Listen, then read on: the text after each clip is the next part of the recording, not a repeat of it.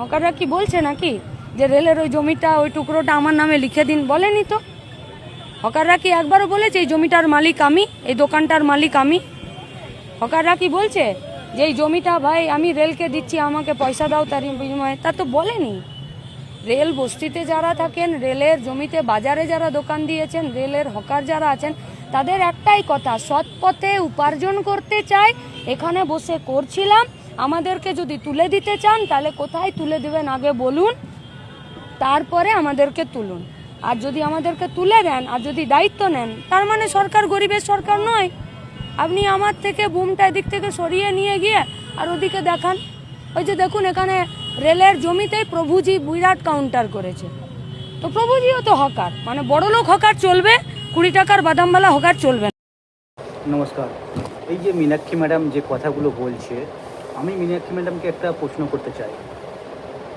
আপনি যে কথাগুলো বলছেন হকারদের নিয়ে, ওরা কি বলছেন যে ওরা কি বলেছে যে জায়গাটা আমাকে লিখে দিন? আচ্ছা ঠিক আছে, আপনি বলছেন জায়গা লিখে দিতে বলছে না, ঠিক আছে। তাহলে ওরা কিভাবে ওই জায়গাগুলো নিয়ে 3 লাখ 4 লাখ 1.5 লাখ যা কিছু একটা টাকা অ্যামাউন্টে বিক্রি করে কীভাবে? কারো 2-3টে করে জায়গা দখল করে দোকানগুলো বিক্রি করেছে। ঠিক আছে, ওটা গেল, আপনার কথাই আমি ছাড়ছি। ওরা বলছেন লিখে দিতে। আপনাকে আমি বলছি, আপনার বাড়িতে গিয়ে আমি বলছি আমাকে একটু জায়গা দিন না, আমি থাকতে চাই। আপনি থাকতে দেবেন তো? করে তুলে দেবেন না তো? আপনার কাছে একটা অনুরোধ, আপনার বাড়ির জায়গা জমি যা আছে, আমরা কিছু লোকজন নিয়ে যাচ্ছি, সেখানে থাকতে দেবেন তো?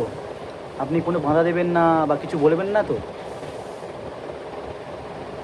বড় বড় ডায়লগ মারা যায় ম্যাডাম। এটা সরকারি জমি, এটা রেলের জমি, ঠিক আছে? যদি ভিডিওটা ভালো লাগে আপনারা আপনাদের মতামত জানাবেন।